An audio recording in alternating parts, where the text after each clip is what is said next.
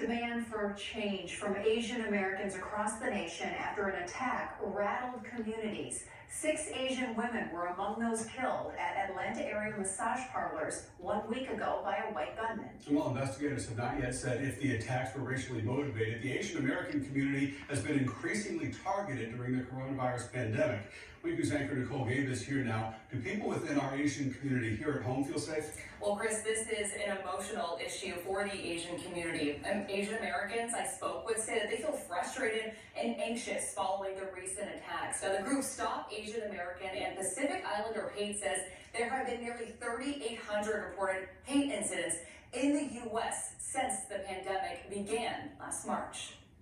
Ariana Parker is an Asian American living in Southwest Florida. She works here, Leaf Asian Market in Fort Myers. Working at an Asian-owned business kind of like brings a bit of anxiety coming in here. That anxiety started at the beginning of the pandemic. She witnessed the hate and divisiveness against Asian Americans.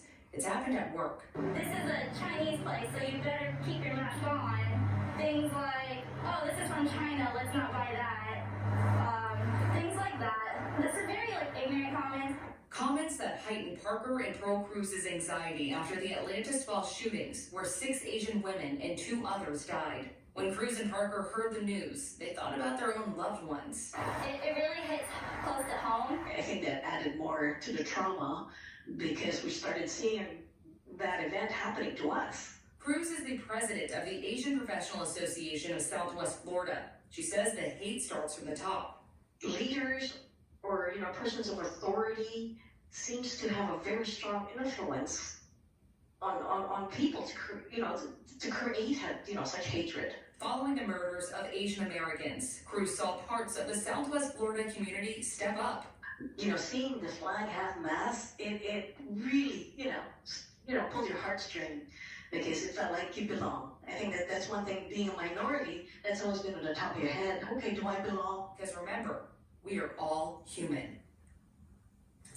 Now, I reached out to Cape Coral Police, Lee, and Collier County's sheriff's offices. None have had no reports of hate crimes against Asian Americans in the past year. Now, next month, the Asian Professional Association plans to host a virtual discussion with FGCU about the topic. If you're interested in joining, I've posted a link on the Wake News app.